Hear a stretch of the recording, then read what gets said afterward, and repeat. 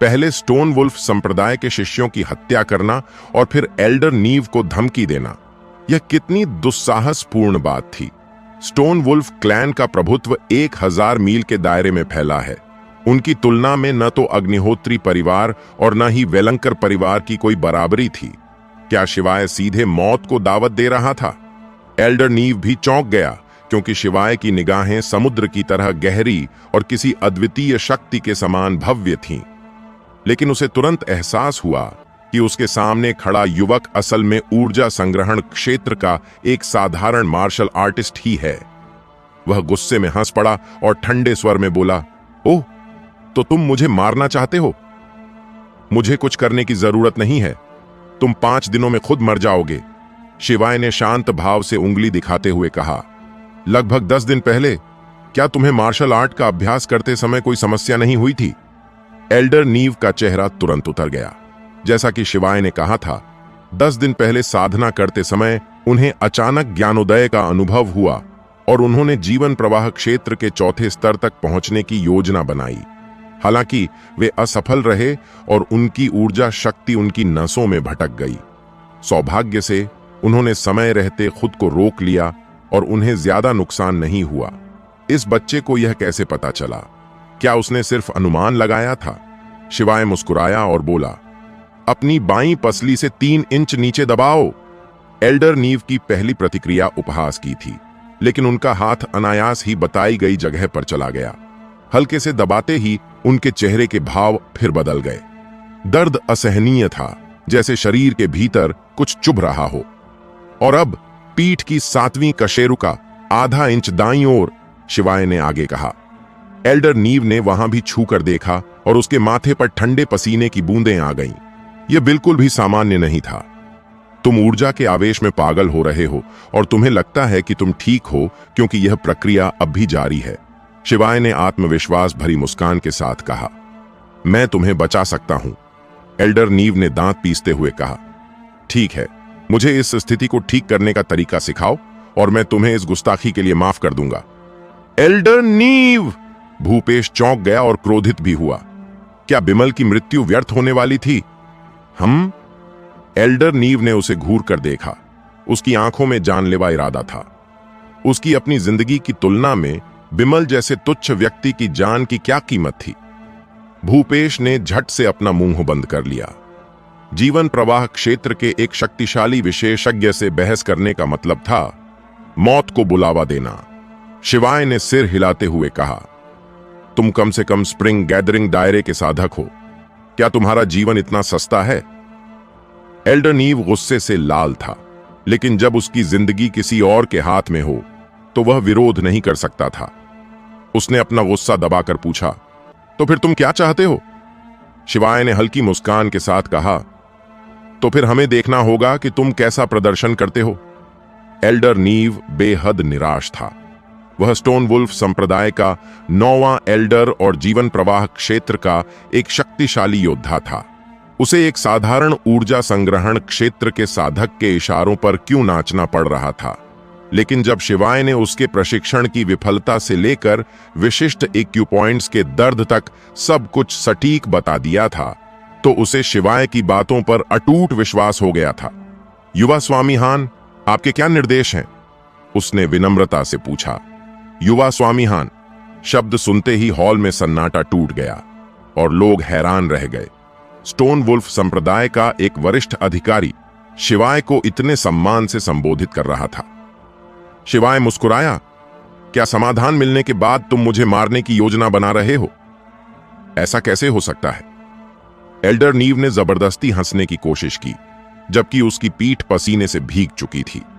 शिवाय जानता था कि वह खुद को खतरे में नहीं डालेगा। वह एल्डर नीव का इलाज तो करेगा, पर उसे पूरी तरह ठीक नहीं करेगा। उसने भूपेश की ओर इशारा करते हुए कहा, यह आदमी आंखों का कांटा है, इसे पीटो। भूपेश का चेहरा पीला पड़ गया। उसने एल्डर नीव को इसलिए बुलाया था ताकि शिवादित्य के दबाव को कम किया जा सके, जो वेलंकर परिवार को आर्थिक बर्बादी की ओर धकेल रहा था। लेकिन पासा पूरी तरह पलट गया था। सीनियर नीव, उसने कांपती आवाज में पुकारा। हम? क्या तुम विरोध करना चाहते हो? एल्डर नीव ने ठंडे लहजे में कहा। उसे भूपेश से कोई सरोकार नहीं था। उसने अपना स्वाभिमान पहले ही दांव पर लगा दिया था, तो अब भूपेश को पीटने में उसे कोई झिझक नहीं थी। Smack smack! एल्डर नीव ने भूपेश के चेहरे पर 2 जोरदार थप्पड़ जड़े। प्रहार इतना तेज था कि भूपेश के मुंह से खून निकलने लगा। हॉल में पूरी तरह सन्नाटा था। शिवादित्य भी अपने बेटे की इस क्षमता को देखकर दंग और गर्वित था। चेंग भाइयों का बुरा हाल था। उनके पिता को सबके सामने तमाचा पड़ा था। आज का भोज वेलंकर परिवार के इतिहास में एक कलंक बन गया था। भूपेश का गुस्सा चरम पर था। अग्निहोत्री परिवार, मैं तुम्हें मिटा दूंगा। बस मेरे तीसरे चाचा को जीवन के स्रोत के क्षेत्र में प्रवेश करने दो। उसने मन ही मन संकल्प लिया। शिवाय ने एल्डर नीव से कहा, मैं तुम्हारे लिए एक ऐसी दवा लिखूंगा जो तुम्हारी चोटों को अस्थायी रूप से दबा देगी और तुम्हें 6 महीने तक स्वस्थ रखेगी। एल्डर नीव जानता था कि शिवाय उसे एक बार में ठीक नहीं करेगा, इसलिए उसने सिर झुकाकर कहा, धन्यवाद युवा स्वामी हान। भोज समाप्त हुआ। शिवाय, शिवादित्य और अन्विका वहां से विदा हुए। गाड़ी में शिवादित्य खुलकर हंसा। शिव, आज तुमने मुझे जो राहत दिलाई है वो मैंने कभी महसूस नहीं की। अब सीमंत कस्बे में अग्निहोत्री परिवार का प्रभाव तेजी से बढ़ रहा था, जबकि वेलंकर परिवार का मनोबल टूट चुका था। कस्बे के लोग अब शिवाय को एक प्रतिभाशाली नायक के रूप में देख रहे थे। रवीना के परिवार और शेन परिवार के लिए शिवाय अब एक खोया हुआ सुनहरा अवसर बन चुका था। जैसे ही एल्डर नीव गया, स्टोन वुल्फ संप्रदाय का एक और सदस्य मुकीम वहां पहुंचा। वह अपनी प्रवर्तन टीम के साथ आक्रामक ढंग से घर घर तलाशी लेने लगा, मानो किसी बड़े रहस्य या व्यक्ति की खोज में हो। यह जानकर शिवाय का दिल जोर से धड़कने लगा। क्या ये लोग आदिव के लिए आए थे? कुछ ही देर में मुकीम अपने आदमियों के साथ अग्निहोत्री परिवार के घर पहुंच गया। स्टोन वुल्फ संप्रदाय इस पूरे क्षेत्र का शासक था और मुकीम उनकी ओर से विशेष दूत बनकर आया था, इसलिए सभी के लिए उसका सम्मान करना अनिवार्य था। अग्निहोत्री परिवार के सभी महत्वपूर्ण सदस्य इस दूत का स्वागत करने के लिए मुख्य हॉल में जमा हो गए थे। शिवाय और अन्विका जब वहां पहुंचे तो हॉल पहले से ही लोगों से खचाखच भरा था। हॉल के बीचों बीच एक युवक बैठा था, जिसकी उम्र लगभग 23-24 वर्ष रही होगी। सफेद वस्त्रों में लिपटे उस युवक का रूप सामान्य था, लेकिन उसके व्यक्तित्व से एक शक्तिशाली आभा और अहंकारी आत्मविश्वास झलक रहा था। उसके चेहरे की नकली मुस्कान इतनी बनावटी थी कि उसे देखकर किसी को भी कोफ्त हो सकती थी। हॉल के बाहर काले वस्त्र पहने रक्षकों की एक कतार खड़ी थी, जो सभी ऊर्जा संग्रहण क्षेत्र के प्रारंभिक स्तरों पर थे। शिवाय ने गौर किया कि इस युवक यानी मुकीम की साधना का स्तर काफी ऊंचा था। वह ऊर्जा संग्रहण क्षेत्र के 6ठे स्तर पर था। इस उम्र में इतनी प्रगति उसे शेन जियान और चेंग जियांग जैसे स्थानीय प्रतिभाओं से कहीं आगे खड़ा करती थी। कुलपति शिवादित्य, क्या पिछले महीने आपके परिवार का कोई सदस्य व्योम पर्वत पर गया था? मुकीम ने सीधे सवाल किया। शिवादित्य का दिल बैठ गया। उसे पता था कि शिवाय वहीं से लौटा है, लेकिन उसने अपना संयम बनाए रखा और शांत भाव से कहा, जहां तक मुझे जानकारी है, हमारे परिवार का कोई भी सदस्य व्योम पर्वत नहीं गया है। सौभाग्य से शिवाय अपनी यात्राओं में बेहद सतर्क रहता था, इसीलिए परिवार में किसी को भी उसके सटीक ठिकाने की खबर नहीं थी।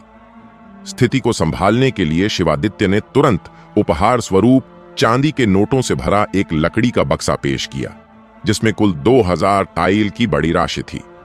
मुकीम ने बिना किसी झिझक के उसे स्वीकार कर लिया। धन मिलते ही उसके तेवर थोड़े नरम पड़े। उसने खड़े होकर कहा, मुझे 7वें एल्डर के आदेश पर एक अपराधी को पकड़ना है। यदि आपको व्योम पर्वत जाने वाले किसी भी व्यक्ति का पता चले तो मुझे सूचित करें। मैं अभी कुछ दिन यहीं रुकूंगा। जैसे ही मुकीम जाने के लिए मुड़ा, पृथ्वीपाल की जहरीली आवाज गूंजी, युवा स्वामी मुकीम, मुझे याद आया, हमारे परिवार का एक सदस्य 1 महीने से लापता था। शायद वह व्योम पर्वत ही गया हो। उसका नाम शिवाय है और वह हमारे कुलपति का बेटा है। पृथ्वीपाल की इस गद्दारी ने अग्निहोत्री परिवार के बाकी सदस्यों को भीतर तक झकझोर दिया। शिवादित्य का क्रोध 7वें आसमान पर था, लेकिन मुकीम ने तुरंत शिवाय की ओर रुख किया। क्या यह सच है? मुकीम ने पूछा। मैं अनुभव प्राप्त करने के लिए बाहर गया था, लेकिन मैं 7 विंड्स माउंटेन गया था, शिवाय ने आगे बढ़कर शांति से जवाब दिया। मुकीम ने कुछ पल शिवाय को बेहद ठंडी और पैनी नजरों से घूरा, फिर अचानक हंसते हुए उसके कंधे थपथपाए। इतना घबराओ मत, मैं बस पूछ रहा था, मुझे लगता है हमारी अच्छी दोस्ती होगी। मुकीम वहां से चला गया, लेकिन उसके पीछे छोड़ गया तनाव इतना गहरा था कि हॉल में मौजूद लोग पसीने से तरबतर थे। वह एक जहरीले सांप की तरह था। अग्निहोत्री परिवार से निकलने के बाद मुकीम के दिमाग में लालच का पहिया घूमने लगा। वह लड़का सिर्फ 16 साल का है और ऊर्जा संग्रहण क्षेत्र में पहुंच गया। 2 महीने पहले तक वह निकम्मा माना जाता था। निश्चित रूप से उसे कोई ईश्वरीय खजाना मिला है। उसने सोचा कि यदि वह उस खजाने को हासिल कर ले तो वह 20 साल के बजाय महज 1-2 साल में ही जीवन प्रवाह क्षेत्र में प्रवेश कर सकता है। लेकिन वह जानता था कि शिवाय ने 9वें एल्डर नीव के साथ संबंध बना लिए हैं, इसलिए वह सीधे हमला नहीं कर सकता था। मुझे अपनी योजना गुप्त रखनी होगी, मुकीम ने बुदबुदाया। मेरा मित्र सलीम, जिसे छोटे विश्व स्वामी के नाम से जाना जाता है, इस काम के लिए सही रहेगा। वह विषयों का विशेषज्ञ है। एक बार जब मैं शिवाय से वह गुप्त खजाना छीन लूंगा तो उसे मारकर सारा इल्जाम आदिव की हत्या का उस पर मढ़ दूंगा। इस तरह खजाना भी मेरा होगा और न्याय का श्रेय भी। अग्निहोत्री परिवार के बाकी सदस्यों के लिए खबर को बाहर फैलने से रोकने के लिए उन सभी को मार डालो। तुरंत लिटिल पॉइजन लॉर्ड को संदेश भेजो। मैं उस बच्चे से दोस्ती का नाटक करूंगा और साथ ही उस खजाने के स्रोत के बारे में पूछताछ करूंगा। 1 महीने से भी कम समय में यह खजाना मेरा होगा। सीमंत कस्बे में पहुंचने के बाद मुकीम ने वहां से जाने से इनकार कर दिया और हर कुछ दिनों में अग्निहोत्री परिवार से मिलने जाता, शिवाय के साथ शराब पीता और बातें करता, मानो उसे शिवाय से तुरंत लगाव हो गया हो। दूसरी ओर यह व्यक्ति लालची था और हमेशा छोटे मोटे परिवारों से फायदा उठाने के बहाने ढूंढता रहता था। स्टोन वुल्फ कबीले की शक्ति और अपने नेतृत्व वाली प्रवर्तन टीम के डर का लाभ उठाकर वह हमेशा अपने इरादों में सफल हो जाता। पिछले 1 महीने से सीमंत कस्बे के विभिन्न परिवार शिकायतों से भरे हुए थे और वे चाहते थे कि किसी तरह इस पिशाच को कस्बे से बाहर निकाल दिया जाए। शिवाय ने मानो कुछ हुआ ही न हो, प्रतिदिन कठिन साधना में लीन रहा। वह जल्द से जल्द ऊर्जा संग्रहण क्षेत्र के प्रथम स्तर के शिखर पर पहुंचना चाहता था, ताकि वह पृथ्वी ड्रैगन घास की खोज के लिए 7 विंड्स माउंटेन में प्रवेश करने के लिए पूरी तरह आश्वस्त हो सके। 1 महीने बाद वह लगभग इस लघु क्षेत्र के शिखर पर पहुंच चुका था। पंचतत्व कोर अपनी सीमा के करीब था और इसकी घूर्णन गति को थोड़ा सा भी नहीं बढ़ाया जा सकता था, अन्यथा वह तुरंत खून की उल्टी कर देता। हालांकि यह घूर्णन गति अभी भी उसके पिछले जीवन की तुलना में तेज थी, क्योंकि 5 मौलिक कोर संतुलन में आ गए थे, जिससे उसकी क्षमता में काफी वृद्धि हुई थी।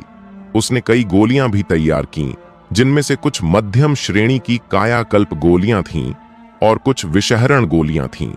यह सब लाल पपड़ीदार सर्प से निपटने के लिए तैयार किया गया था।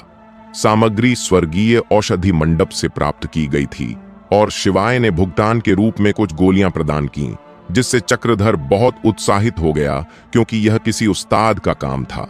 मेरी वर्तमान शक्ति एक साधारण 5वें स्तर के ची संग्रहण साधक के बराबर है, शिवाय मन ही मन सोचने लगा। एक दिव्य स्तर की आध्यात्मिक जड़ के कारण समान स्तर के योद्धाओं के बीच युद्ध में उसे पूर्ण लाभ प्राप्त था। 1 महीने में लघु स्तर को पूरा करना मेरी अपेक्षा से धीमा है, लेकिन फिर भी अन्विका से तेज है, शिवाय ने सोचा। हालांकि सीमंत कस्बा बहुत छोटा था और वहां ऊर्जा संग्रहण क्षेत्र के मार्शल आर्टिस्टों की साधना गति बढ़ाने वाली गोलियां या कच्चा माल मिलना असंभव था। खटखट खटखट। अन्विका ने दरवाजा धकेलकर खोला और कहा, मुकीम फिर से आया है। शिवाय ने तिरस्कारपूर्ण मुस्कान के साथ कहा, उसे जरूर लगता होगा कि मेरे पास कोई गुप्त खजाना है जिसकी वजह से मेरी साधना इतनी तेज है। उसने बार बार मुझे धोखा देकर जानकारी निकलवाने की कोशिश की है। क्या मैं उसे भेज दूं? अन्विका ने पूछा। वह ऊर्जा संग्रहण क्षेत्र के 9वें स्तर के शिखर पर थी। उसके लिए मुकीम से निपटना कोई बड़ी बात नहीं थी। कोई जरूरत नहीं। लगता है उसका सब्र खत्म हो रहा है। अब उसे अपना असली रंग दिखाना होगा। शिवाय की आंखें चमक उठीं। मुकीम ऊर्जा संग्रहण क्षेत्र के चौथे स्तर के शिखर पर था, जो उसकी युद्ध क्षमता को परखने के लिए एकदम सही था। वह और अन्विका हॉल की ओर चले, जहां शिवादित्य, पृथ्वीपाल और उसका पोता पहले से बैठे हुए थे। पृथ्वीपाल के चेहरे पर एक नापाक मुस्कान थी। शिवाय ने सोचा, पृथ्वीपाल के वंश का भी पूरी तरह सफाया कर देना चाहिए। हॉल में मुकीम के अलावा काले वस्त्र पहने एक और युवक था, जिसका चेहरा किसी लाश की तरह भावहीन था। भाई शिव, हमसे मिले हुए कुछ दिन हो गए, आप कैसे हैं? मुकीम खड़ा हो गया। उसकी निगाहें अन्विका के मोहक रूप पर टिक गईं, जिनमें वासना झलक रही थी। उसने कसम खाई कि शिवाय को मारने के बाद वह इस सुंदरी को हासिल कर लेगा। शिवाय ने हल्की मुस्कान से कहा, धन्यवाद, सब अच्छा है। शिवादित्य ने चाय परोसने का आदेश दिया, जबकि मुकीम ने शिवाय को स्टोन वुल्फ गेट देखने के लिए आमंत्रित किया। शिवाय ने चाय का कप उठाया और उसके चेहरे के भाव बदल गए। यह चाय जहरीली थी। दवाइयों का सम्राट होने के नाते उसे विष की गहरी समझ थी। स्नैप! शिवाय ने अपनी हथेली घुमाई और ऊर्जा शक्ति के एक प्रवाह से शिवादित्य के हाथ में मौजूद चाय का कप भी चकनाचूर कर दिया। शिव! शिवादित्य स्तब्ध रह गया। चाय में जहर है, शिवाय ने कहा। शिवादित्य की आंखें तन गईं। उसने तुरंत पृथ्वीपाल की ओर देखा। पृथ्वीपाल बिल्ली की तरह उछल पड़ा। शिवादित्य, इसका क्या मतलब है? क्या तुम मुझ पर जहर देने का आरोप लगा रहे हो? वह डरा हुआ था, क्योंकि स्टोन वुल्फ संप्रदाय के अतिथि को जहर देना मौत की सजा के बराबर था। शिवादित्य ने चिढ़कर कहा, पृथ्वीपाल, मैंने अब तक तुम्हें बर्दाश्त किया, लेकिन इस बार तुमने हद पार कर दी है। यह वह नहीं है। शिवाय ने सिर हिलाया। इस तरह का जहर ये निकम्मे लोग नहीं बना सकते। पृथ्वीपाल और प्रथम बेहद क्रोधित थे, लेकिन आरोपी बनने से बचने के लिए उन्होंने चुप रहना ही बेहतर समझा। फिर जहर किसने दिया? शिवादित्य ने पूछा। शिवाय ने मुकीम की ओर देखा। भाई मुकीम, क्या आप समझाने वाले नहीं हैं? क्या समझाना है? मुकीम ने अनजान बनते हुए पूछा। शिवादित्य को अपने बेटे पर पूरा भरोसा था। मुकीम ने गुस्से में मेज पर मुक्का मारा।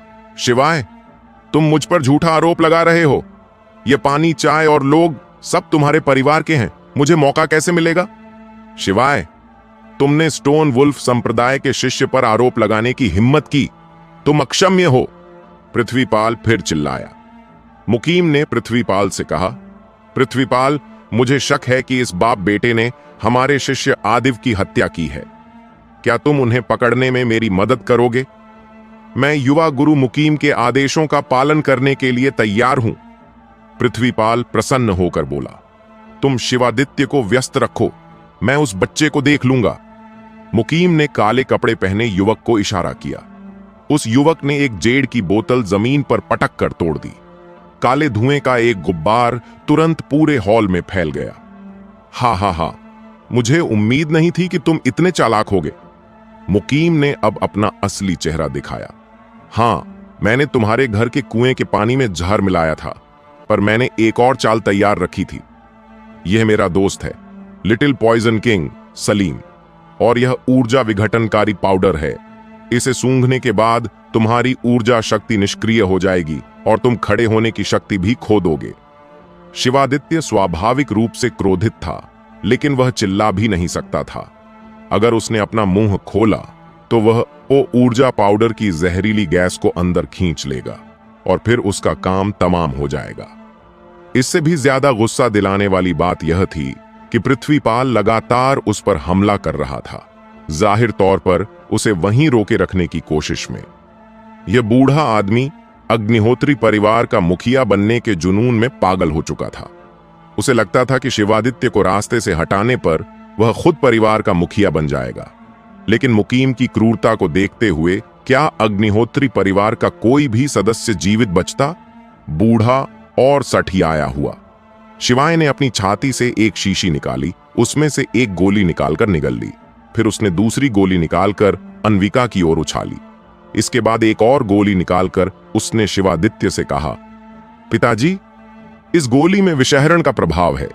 इससे ब्रेकिंग ऊर्जा पाउडर के असर को बेअसर करना आसान हो जाएगा। अन्विका ने तुरंत दवा ले ली, जबकि शिवादित्य ने हथेली के एक जोरदार प्रहार से पृथ्वीपाल को दूर धकेल दिया। मां लांघ ने उसे नहीं रोका। उसका मानना था कि शिवाय की गोलियां निश्चित रूप से बेअसर होंगी, क्योंकि एक चाबी से एक ही ताला खुलता है, वैसे ही हर विषनाशक केवल एक विशिष्ट प्रकार के जहर के खिलाफ ही काम करता है। वह यह कैसे मान सकता था कि शिवाय के पास संयोग से उसी ब्रेकिंग ऊर्जा पाउडर का विषनाशक मौजूद है? हा, उन्हें सोचने दो कि वे ठीक हो सकते हैं। वो ऊर्जा पाउडर को सूंघते ही उनकी सांसें उखड़ने लगेंगी और फिर उन्हें पछतावा होगा। शिवादित्य ने गोली ली और तुरंत निगल ली। उसे अपने बेटे पर पूरा भरोसा था। गोली लेने के बाद उसने सामान्य रूप से सांस लेना शुरू कर दिया। अन्यथा अगर वह अपनी सांस रोके रखता तो ज्यादा देर तक लड़ नहीं पाता। काले वस्त्र पहने उस युवक सलीम ने तिरस्कारपूर्ण मुस्कान दी। वह एक रसायन शास्त्री था, लेकिन उसने अपनी विद्या का इस्तेमाल अच्छे कामों में नहीं किया था। इसके बजाय वह तरह तरह के विष बनाता और लोगों को मारने के नए तरीकों पर शोध करता था। यह ब्रेकिंग ऊर्जा पाउडर बाजार में मिलने वाले साधारण उत्पादों से बिल्कुल अलग था। इसमें कई तरह के विष मिलाए गए थे, जो न केवल ऊर्जा शक्ति को रोकते और शारीरिक ताकत को नष्ट करते थे, बल्कि आंतरिक अंगों को भी गंभीर नुकसान पहुंचाते थे। यही इसे अत्यंत प्राणघातक बनाता था। अगर वह इतना जहरीला न होता तो उसे छोटा विष स्वामी, लिटिल पॉइजन लॉर्ड की उपाधि कैसे मिलती?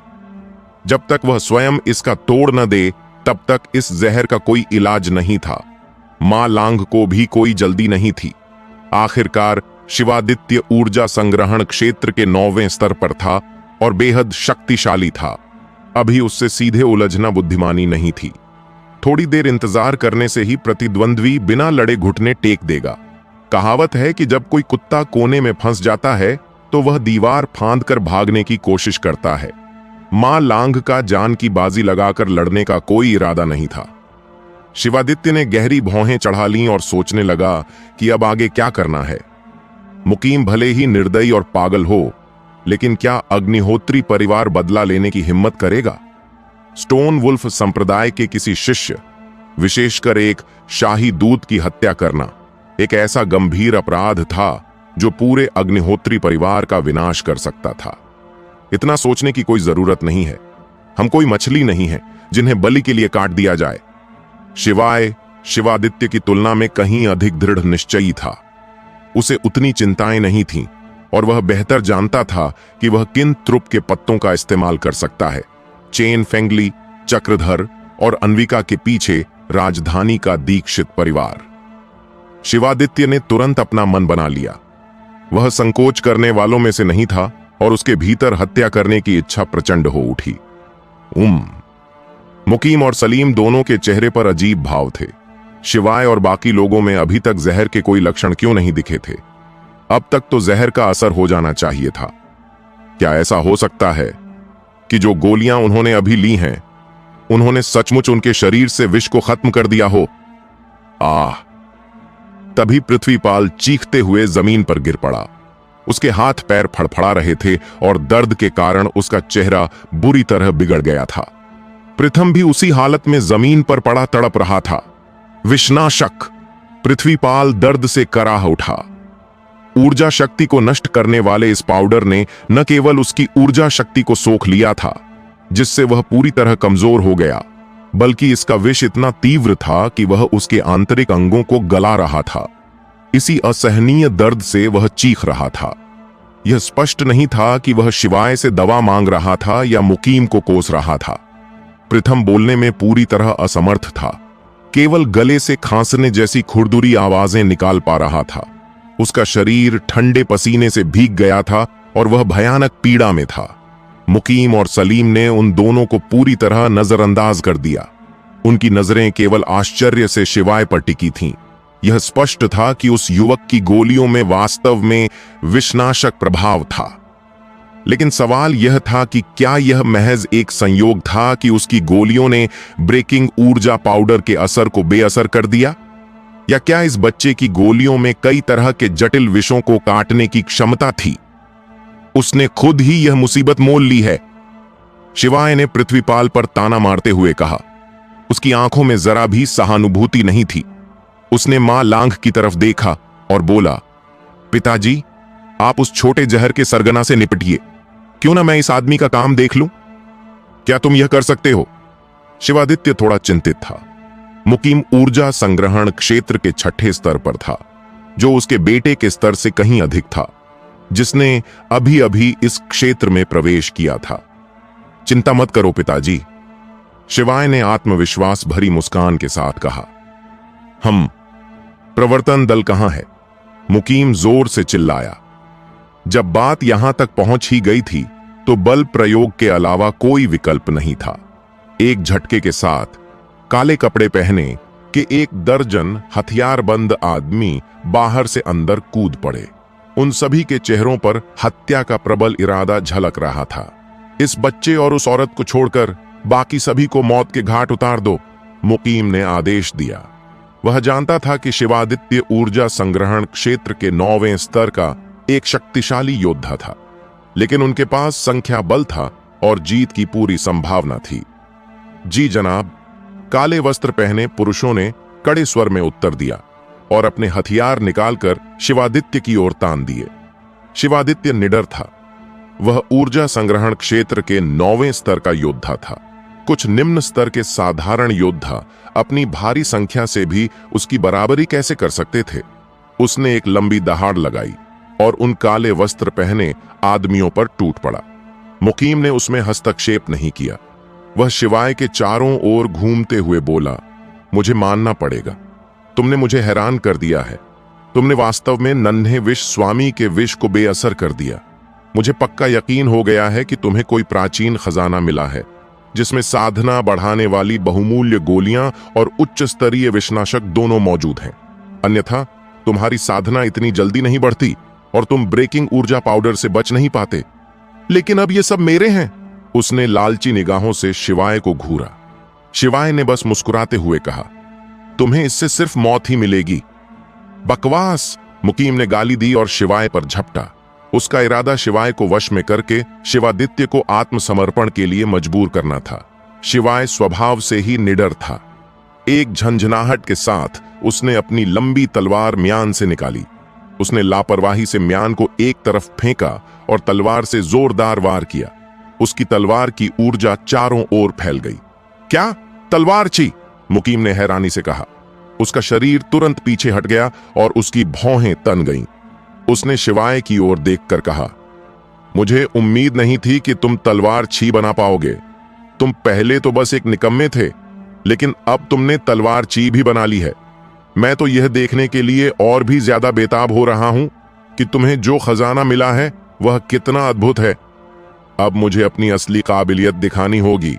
उसने अपनी कमर से घुमावदार तलवार निकाली और उसे तेजी से घुमाया, जिससे तलवार की ऊर्जा का एक भयानक विस्फोट हुआ। उसने घमंड से कहा, ची का सृजन केवल तुमने नहीं किया है। जो लोग ऊर्जा का अभ्यास करते हैं उन्हें अपनी शक्ति पर गर्व करने का पूरा अधिकार है। शिवाय ने सिर हिलाते हुए अधीरता से कहा, तुम कब तक लगातार बकवास करते रहोगे? यह बात कहने पर तुम्हें बहुत पछतावा होगा। मुकीम हवा में उछला। उसकी घुमावदार तलवार चमक उठी। एक झटके के साथ तलवार की आभा नाच उठी, मानो उसने एक साथ 2 बार वार किया हो। उसकी 6ठे स्तर की ची गैदरिंग शक्ति के साथ मिलकर यह प्रहार वास्तव में खौफनाक था। अन्विका ने अनजाने में अपनी मुट्ठियां भींच लीं। उसके चेहरे पर स्पष्ट घबराहट थी। वह जानती थी कि शिवाय बहुत शक्तिशाली था, लेकिन मुकीम आदिव से कहीं अधिक श्रेष्ठ था। मुकीम ऊर्जा संग्रहण क्षेत्र के 6ठे स्तर पर था, शिवाय से पूरे 5 स्तर ऊपर। उसकी राय में केवल मार्शल आर्ट कौशल और अनुभव इस भारी अंतर की भरपाई नहीं कर सकते थे। शिवाय को खुद पर इतना भरोसा था कि वह उसे रोक तो नहीं सकती थी, लेकिन वह अपने मन को शांत नहीं कर पा रही थी। वह चाहती थी कि जल्दी से जाकर शिवाय की जगह ले ले। शिवाय ने जोर से सांस ली अपनी लंबी तलवार उठाई और दो तलवारों की ऊर्जाएं एक दूसरे को काटती हुई निकली। दो तलवार ऊर्जाएं! मुकीम की आंखें फटी रह गईं। क्या गजब की समझ है! लेकिन उसने तुरंत मन ही मन उपहास किया। दो तलवार ऊर्जाएं होने से क्या फर्क पड़ता है? वह ऊर्जा संग्रहण दायरे के 6ठे स्तर पर था। शक्ति में उसके पास जबरदस्त बढ़त थी, जिसकी भरपाई महज एक अतिरिक्त तलवार ऊर्जा से नहीं हो सकती थी। उसने अपनी तलवार चलाने की मुद्रा को बनाए रखा और शिवाय पर पूरी ताकत से वार किया। काटना! तलवार और कृपाण आपस में टकराईं, जिससे तुरंत ही आश्चर्यजनक रूप से चमकदार चिंगारियां उठीं। दोनों हथियारों की ऊर्जा भी आपस में टकराई और एक दूसरे को नष्ट करने लगी, लेकिन शिवाय की तलवार ऊर्जा का प्रभाव अधिक तीव्र था और वह मां लांघ की ओर बढ़ती रही। खून की हल्की सी छींट के साथ मुकीम की छाती पर एक गहरा घाव उभर आया। अविश्वास से भरे चेहरे के साथ वह लड़खड़ाता हुआ पीछे की ओर जा गिरा। तुमने अभी अभी ऊर्जा संग्रहण क्षेत्र में प्रवेश किया है। तुम्हारे पास इतनी शक्ति कैसे है? उसने विस्मय से कहा। इस संघर्ष के दौरान वह समझ गया था कि उसके प्रतिद्वंद्वी की शक्ति ऊर्जा संग्रहण क्षेत्र के 5वें स्तर के बराबर थी। शिवाय ने मात्र 2 महीनों में शरीर परिष्करण के दूसरे स्तर से ऊर्जा संग्रहण के 5वें स्तर तक कैसे प्रगति कर ली? मुकीम इसे किसी भी कीमत पर स्वीकार नहीं कर पा रहा था। क्योंकि मैं एक प्रतिभाशाली व्यक्ति हूं। शिवाय ने अपनी तलवार निकाली और सीधा हमला कर दिया। मुकीम ने दांत पीस ली। वह खुद को प्रतिभाशाली मानता था और किसी और का यह दावा उसे स्वाभाविक रूप से बेहद नाराज कर रहा था। लेकिन सामने खड़ा व्यक्ति केवल 16 वर्ष का था, जो न केवल ऊर्जा संग्रहण क्षेत्र में प्रवेश कर चुका था, बल्कि 2 तलवार ऊर्जाओं का अभ्यास भी कर चुका था। उस पर प्रतिभाशाली की उपाधि वास्तव में सटीक बैठती थी। धिक्कार है! उसे बिल्कुल यकीन नहीं हो रहा था कि एक निकम्मा अचानक इतना ज्ञानी बन सकता है। जरूर ऐसा इसलिए हुआ था क्योंकि शिवाय को कोई ऐसा खजाना मिल गया था जिसने एक मूर्ख को प्रतिभाशाली बना दिया। इससे उस खजाने को पाने की उसकी लालसा और भी बढ़ गई। वह खजाना मेरा है, सिर्फ मेरा। ईर्ष्या से उसकी आंखें लाल हो गई थीं। एक झटके के साथ वह आगे की ओर झपटा। उसकी घुमावदार तलवार खून जैसी लाल रोशनी से चमक उठी। क्रिम्सन सरपेंट किल! उसने दहाड़ लगाई। यह उसका अंतिम दांव था। स्टोन वुल्फ संप्रदाय का एक गुप्त रहस्य और एक उच्च श्रेणी की पीली मार्शल आर्ट तकनीक। यदि वह 7वें एल्डर का सबसे प्रिय शिष्य न होता, तो ऊर्जा संग्रहण क्षेत्र में उसे यह तलवारबाजी की तकनीक कभी नहीं सिखाई जाती। स्टोन वुल्फ संप्रदाय में उच्च श्रेणी की पीली मार्शल आर्ट सबसे श्रेष्ठ गुप्त तकनीक थी और ऐसा कहा जाता था कि केवल संप्रदाय का नेता ही इस अद्वितीय तकनीक का अभ्यास कर सकता था। स्टोन वुल्फ क्लॉ, जो कि एक निम्न श्रेणी का गहन स्तरीय मार्शल कौशल है, स्टोन वुल्फ संप्रदाय के नाम का मुख्य आधार था। तलवार तेजी से चमकी और तलवार की दोनों ऊर्जाएं गहरे लाल रंग की लकीरों में बदल गईं, जो बाईं और दाईं ओर से शिवाय की ओर बढ़ीं। शिवाय ने अपनी बिजली तलवार तकनीक का प्रयोग किया।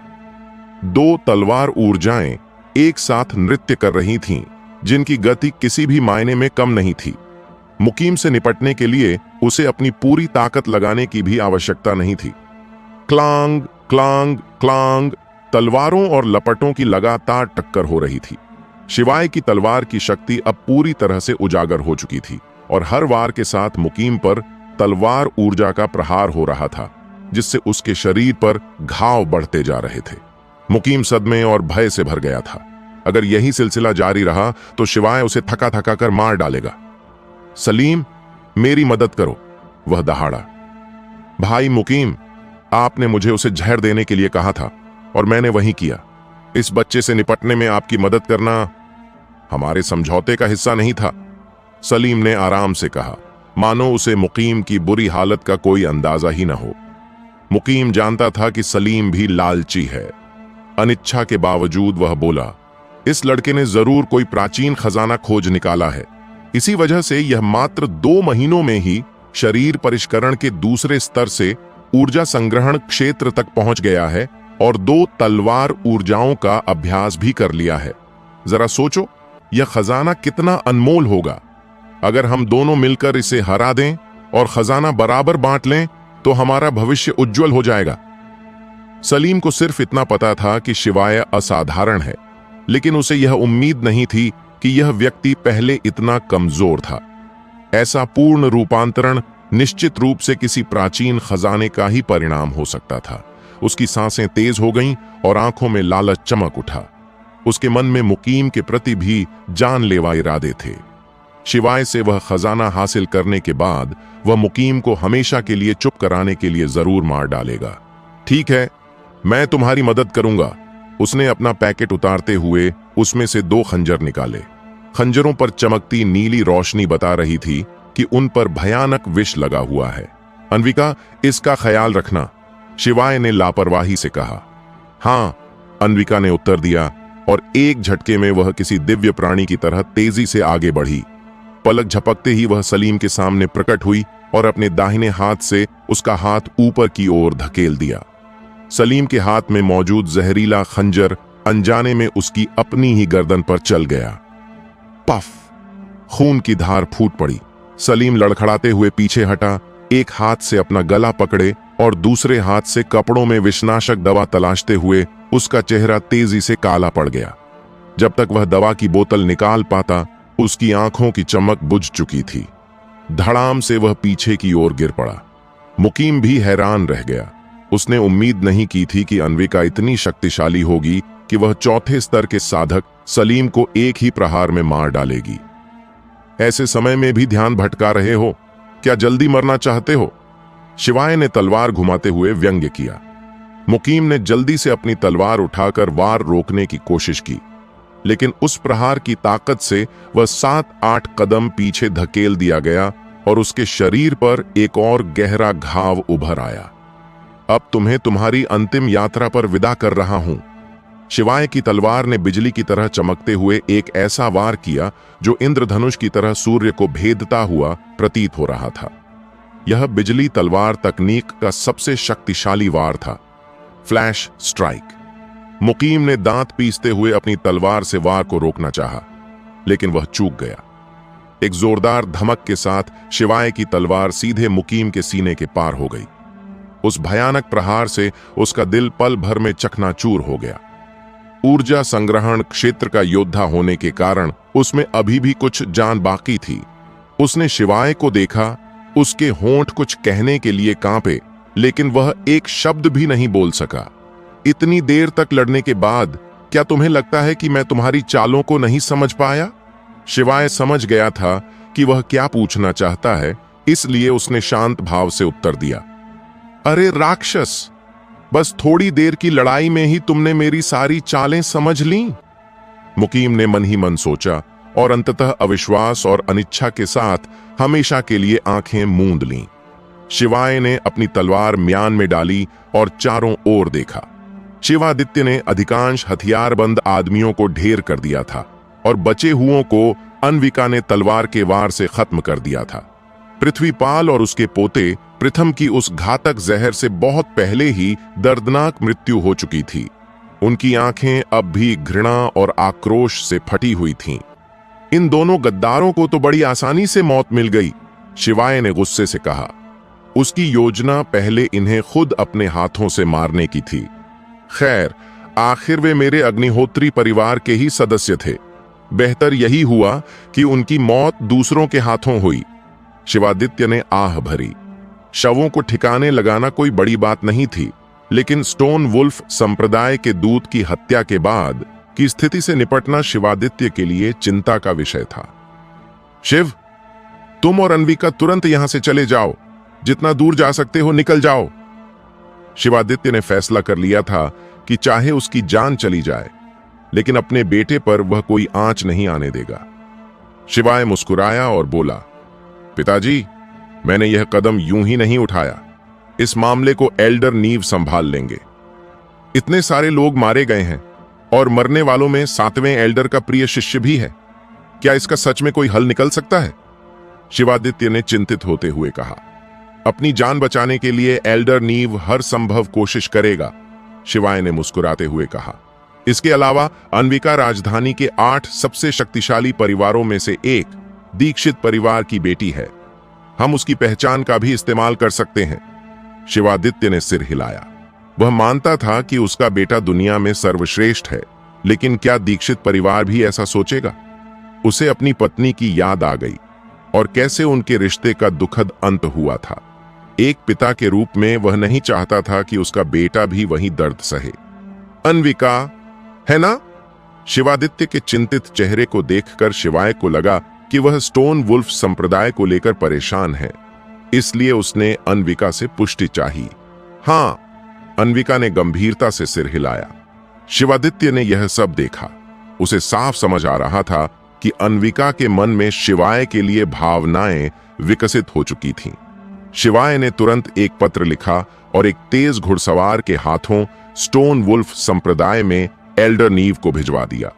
अगर एल्डर नीव मामला नहीं संभाल पाया तो शिवाय के पास चक्रधर के रूप में एक बैकअप प्लान भी था। चक्रधर एक उच्च स्तरीय रसायनज्ञ था। यद्यपि शिवाय के लिए यह कोई बड़ी बात नहीं थी, लेकिन राज्य में चक्रधर का दर्जा काफी ऊंचा था और स्टोन वुल्फ संप्रदाय उसे नाराज करने का जोखिम नहीं उठा सकता था। अन्विका केवल उनकी नौकरानी थी और उसका नाम इस्तेमाल करना शिवाय को उचित नहीं लगा। तीसरे दिन एल्डर नीव को वह पत्र मिला। उसे पढ़ते ही उसे मानो दिल का दौरा पड़ने वाला था। उसने मन ही मन सोचा, यह लड़का इतनी मुसीबतें कैसे खड़ी कर सकता है? इसने पहले बिमल को मारा और अब इसने मुकीम और पूरी प्रवर्तन टीम का ही सफाया कर दिया। बिमल की मृत्यु जायज थी। वह केवल एक शिष्य था और जब तक एल्डर नीव इस मामले को तूल नहीं देता कोई समस्या नहीं थी। लेकिन मुकीम 7वें एल्डर का शिष्य था और वह भी सबसे उत्कृष्ट। भला इस बड़ी समस्या का समाधान कैसे हो सकता था? शिवादित्य के पास एल्डर नीव पर भरोसा करने के अलावा कोई विकल्प नहीं था, क्योंकि अब उसका जीवन भी शिवाय से जुड़ चुका था। शिवाय को नहीं पता था कि एल्डर नीव ने स्थिति को कैसे संभाला, लेकिन 2 दिन बाद ही जवाब आ गया कि चिंता की कोई बात नहीं है।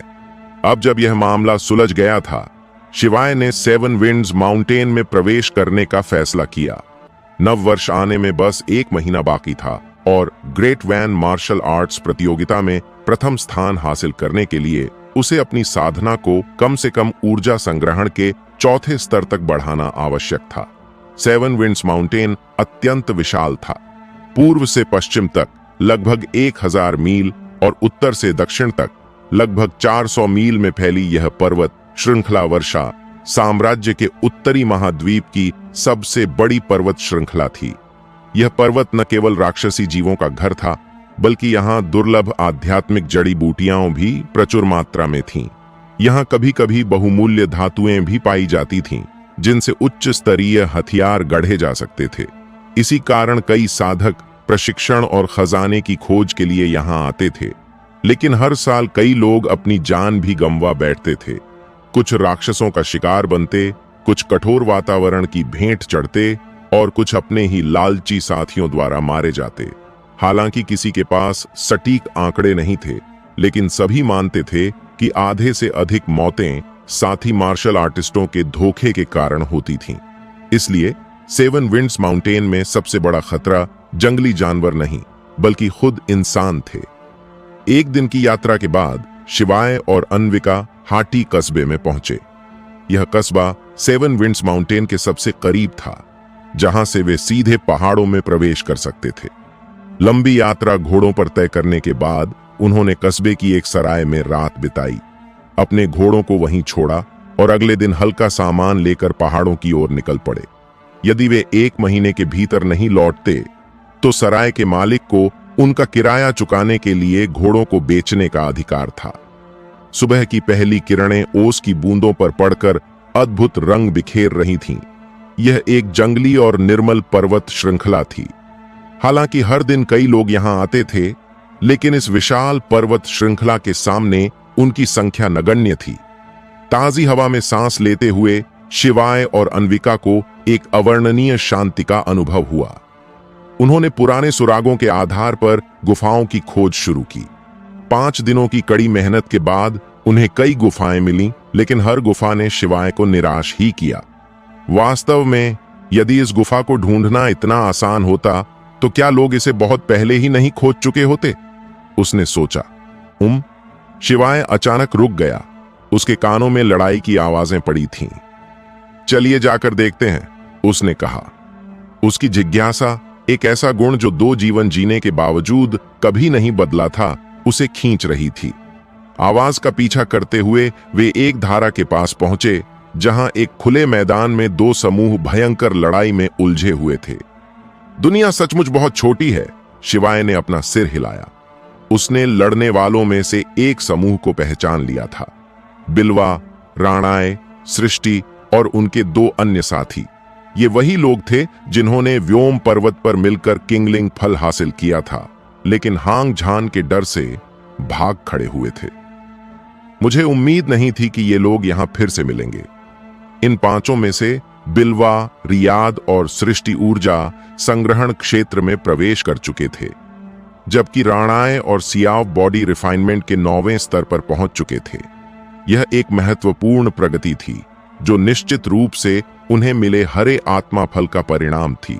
हालांकि उनके पास ऊर्जा संग्रहण क्षेत्र के 3 विशेषज्ञ थे, फिर भी वे हार के कगार पर थे, क्योंकि उनके विरोधियों के पास ऐसे 4 विशेषज्ञ थे। संख्या में कम होने और हाल ही में नए स्तर पर पहुंचने के कारण उनकी युद्ध क्षमता अभी स्थिर नहीं थी। अगर विरोधी उन्हें जिंदा पकड़ने की मंशा न रखते तो वे बहुत पहले ही मारे जा चुके होते। जल्दी आत्मसमर्पण करो, वरना अंजाम बहुत बुरा होगा, विरोधियों में से एक चिल्लाया। वे केवल 4 ही थे, लेकिन सभी क्रूर और खूंखार थे। उनके तौर तरीकों से स्पष्ट था कि वे लंबे समय से इन पहाड़ों में डेरा डाले हुए थे और उनसे एक जानलेवा आभा निकल रही थी। बिलवा और उसके साथियों ने कोई जवाब नहीं दिया। उनका पूरा ध्यान अपना बचाव करने पर था। उन 5 में रियाद सबसे बलवान था और आज भी वह निडरता से अपनी लंबी तलवार चला रहा था। उसी के अटूट दृढ़ संकल्प के कारण बाकी लोग भी हिम्मत जुटाए हुए थे। हालांकि रियाद पर विरोधियों का सबसे ज्यादा ध्यान था। 2 जोरदार प्रहारों से उसकी छाती और पीठ पर गहरे घाव हो गए और खून बहने लगा। रियाद दर्द और गुस्से से दहाड़ा। उसकी आंखें लाल हो गईं। उसके शरीर से निकलने वाली आभा तेजी से हिंसक होने लगी, मानो उसके भीतर कुछ फटने वाला हो। शिवाय ने अनजाने में हम्मा कहा। क्या हुआ? अन्विका ने पूछा। उसके लिए इस स्तर की लड़ाई कोई खास मायने नहीं रखती थी। वह लड़का काफी प्रतिभाशाली है। उसने तलवार की ऊर्जा में लगभग महारत हासिल कर ली है, शिवाय ने रियाद की ओर इशारा करते हुए कहा। ब्लेड ची! अन्विका चौंक गई। किसी भी प्रकार की ऊर्जा ची को समझना अत्यंत कठिन माना जाता था। अधिकांश विशेषज्ञों का मानना था कि इसे केवल चरम भावनाओं जैसे अत्यधिक खुशी, गहरा दुख, अंतहीन क्रोध या घोर निराशा के तहत ही जागृत किया जा सकता है। अन्विका हमेशा बर्फ की तरह ठंडी और शांत रही थी, जिससे वह ऐसी चरम भावनाओं से दूर रही और तलवार की शक्ति विकसित नहीं कर पाई।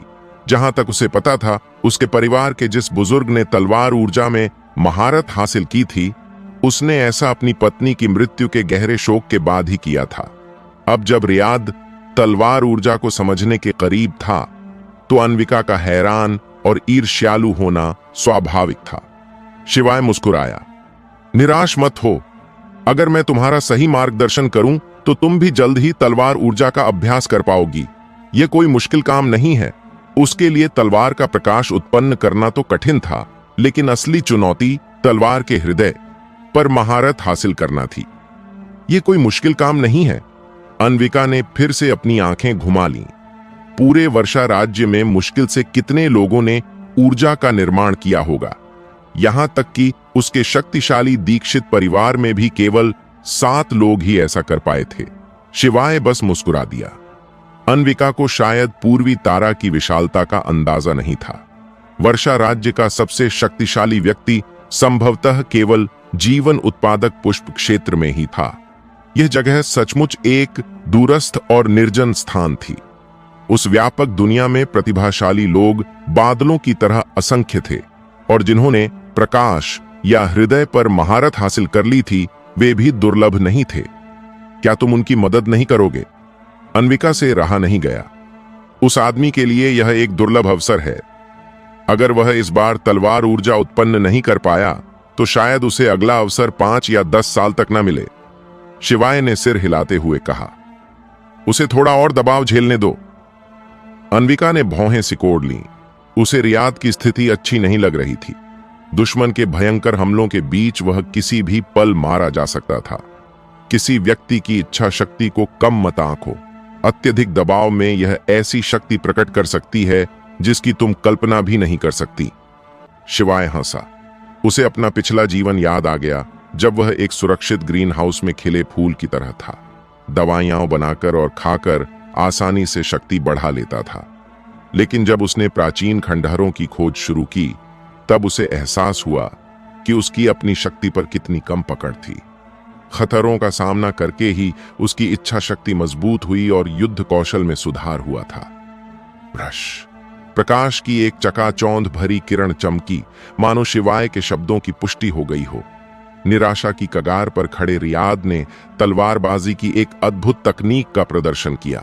इससे भी अधिक आश्चर्यजनक बात यह थी कि इस प्रहार के साथ प्रकाश की एक और किरण प्रकट हुई, मानो उसने एक साथ 2 तलवारें चलाई हों। ये 2 वार नहीं थे, दूसरा वार तलवार की ऊर्जा थी। पफ! किसी को उम्मीद नहीं थी कि रियाद अचानक ऊर्जा की एक धार छोड़ देगा।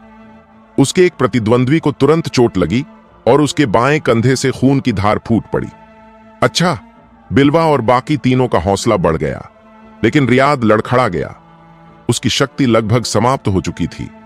यह आखिरी प्रहार उसकी निराशा और क्रोध का चरम विस्फोट था, जो अप्रत्याशित रूप से तलवार ऊर्जा में बदल गया था।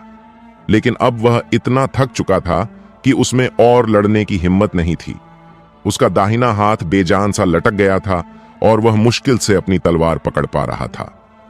बॉस, इस बच्चे ने सचमुच तलवार ऊर्जा विकसित कर ली है।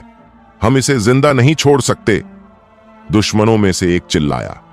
उन चारों का सरदार एक हट्टा कट्टा आदमी था, जिसकी घनी भौहें थीं और बाएं हाथ की 2 उंगलियां कटी हुई थीं। उसने सिर हिलाते हुए कहा, यह लड़का आगे चलकर बड़ी मुसीबत बनेगा। अगर हम इसे मार दें तो हम इससे फिरौती नहीं वसूल पाएंगे। हे, अगर हम इन चारों मोटी भेड़ों की फिरौती की रकम बढ़ा दें तो इस आदमी के हिस्से की भरपाई हो जाएगी। शायद हम इसकी लाश के बदले भी कुछ चांदी ले सकें। वे चारों आपस में बातें कर रहे थे। रियाद की तलवार ऊर्जा से वे शुरू में चौंक गए थे, लेकिन अपनी बेहतर ताकत के बल पर उन्होंने तुरंत खुद को संभाल लिया। तुम लोग भागो, मैं तुम्हारी रक्षा करूंगा। रियाद ने अपनी लंबी तलवार को मुश्किल से उठाते हुए भारी आवाज में कहा। उसकी आंखों में दृढ़ संकल्प था। वाह, प्रेम की शक्ति सचमुच महान है, शिवाय ने प्रशंसा की। उसने पिछली बार भी देखा था कि रियाद सृष्टि को पसंद करता था। तलवार ऊर्जा को जागृत करने की उसकी क्षमता शायद इसलिए सामने आई क्योंकि उसे डर था कि जिसे वह प्यार करता है उसे कोई नुकसान न पहुंच जाए। इस डर ने उसे अत्यधिक भावुक कर दिया था। बेशक तीव्र भावनाएं ऊर्जा के निर्माण के लिए अनिवार्य नहीं है, लेकिन ऐसी परिस्थितियों में मनुष्य अक्सर अपनी पूरी क्षमता का उपयोग करते हैं। अब तुम अपनी चाल चल सकते हो, है ना? अन्विका ने फिर से उसकी तरफ देखा। उसे अक्सर लगता था कि यह 16 साल का लड़का उम्र से कहीं ज्यादा परिपक्व था। शिवाय ने एक लंबी दहाड़ लगाई और मैदान में छलांग लगा दी। शिवाय! उसे देखकर बिलवा और उसके साथियों को पहले तो खुशी हुई, लेकिन फिर निराशा छा गई। पिछली बार शिवाय केवल बॉडी रिफाइनमेंट के 7वें स्तर पर था। महज 2 महीनों में क्या वह ऊर्जा संग्रहण क्षेत्र में प्रवेश कर सकता था? शरीर परिष्करण के 9वें स्तर का कोई योद्धा ऊर्जा संग्रहण क्षेत्र के योद्धा का मुकाबला नहीं कर सकता। यह मार्शल आर्ट का अटल नियम है। उन्होंने उम्मीद भरी नजरों से चारों ओर देखा, शायद कोई और भी हो। अन्विका ऊर्जा संग्रहण क्षेत्र के 9वें स्तर पर थी। उसे देखकर उनकी उम्मीद जाग उठी। आह! शिवाय ने जानबूझकर लंबी आह भरी। तुम्हारे चेहरों के भाव देखकर मुझे बहुत दुख हो रहा है। बच्चे, तुम खुद को क्या समझते हो? कटी हुई उंगली वाले गिरोह के सरगना ने शिवाय पर चिल्लाते हुए कहा। उसकी नजरें थोड़ी विचलित थीं। वह शिवाय की असली ताकत का अंदाजा नहीं लगा पा रहा था, लेकिन उसकी 16-17 साल की उम्र देखकर उसे लगा कि चाहे वह कितना भी ताकतवर क्यों न हो, उनकी बराबरी तो नहीं कर सकता। मेरा नाम शिवाय है, मैं सीमांत कस्बे के अग्निहोत्री परिवार के मुखिया का बेटा हूं। शिवाय ने शांत स्वर में अपना परिचय दिया। मालिक, एक और मोटी भेड़, उसके आदमियों में से एक ने करीब आते हुए लालच भरी आवाज में कहा। सरगना खिलखिलाकर हंस पड़ा। उसकी नजर में शिवाय महज एक बिगड़ा हुआ रईस ज़ादा था, जिसे दुनिया के खतरों का जरा भी इल्म नहीं था।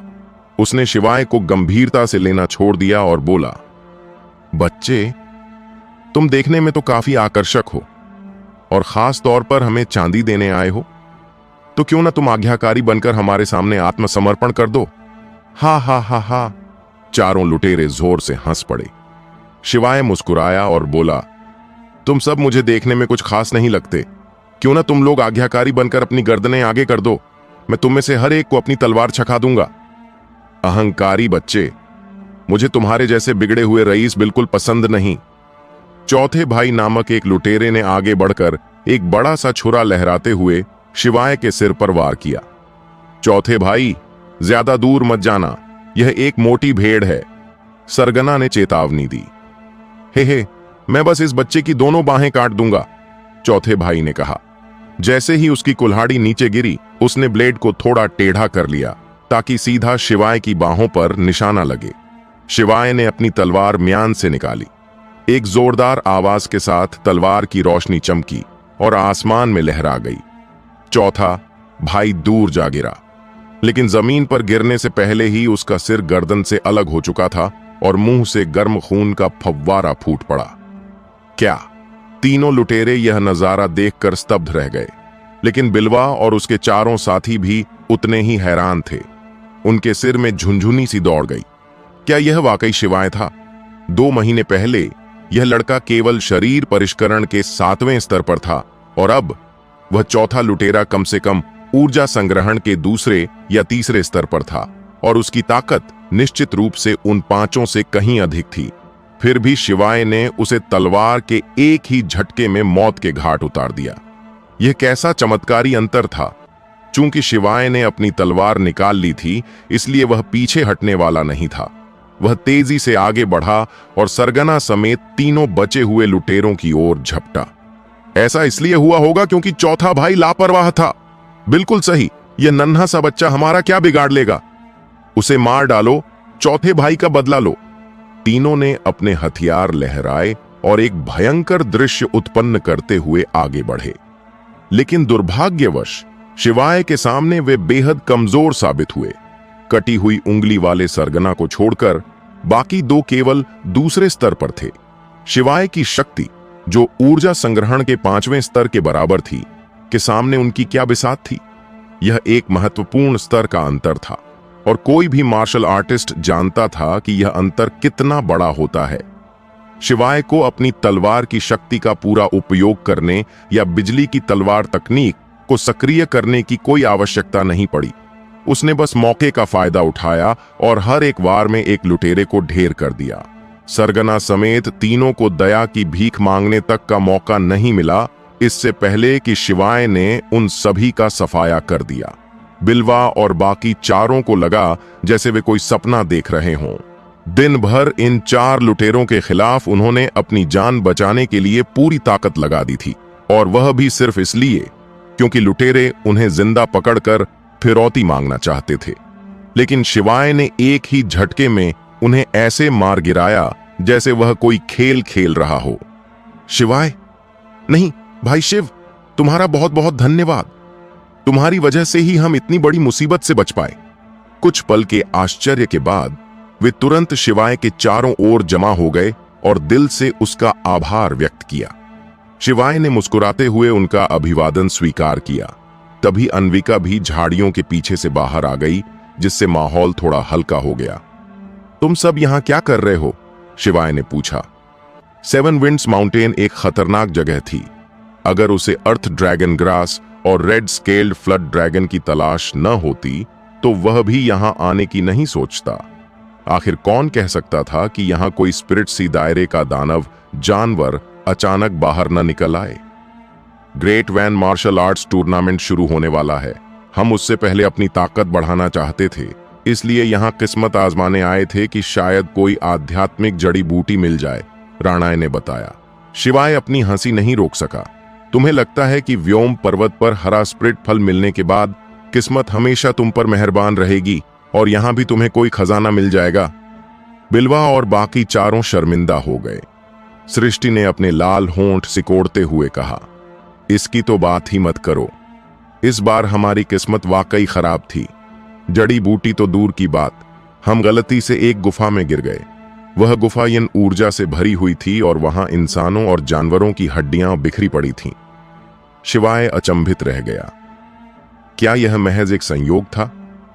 क्या ऐसा हो सकता है कि ये पांचों लोग गलती से उसी गुफा में जा गिरे हों जहां लाल पपड़ी वाला बांध का अजगर रहता है? वह गुफा कहां है? शिवाय ने उत्सुकता से पूछा। बिल्कुल नहीं, तुम उस वीरान और डरावनी जगह पर जाना चाहते हो? बिलवा ने हैरानी से पूछा। शिवाय ने हल्की सी मुस्कान के साथ कहा, क्या तुम यहां खजाने की तलाश में नहीं आए थे? शायद तुम्हें वहां कुछ मिल जाए। वैसे तुम उस गुफा में ज्यादा अंदर तक तो नहीं गए थे? नहीं, वहां तो बस हड्डियां ही हड्डियां थीं, जैसे कोई सामूहिक कब्र हो। वो नजारा देखते ही हम वहां से भाग खड़े हुए। सृष्टि ने बेझिझक कहा। उसे शिवाय के हंसने का कोई डर नहीं था।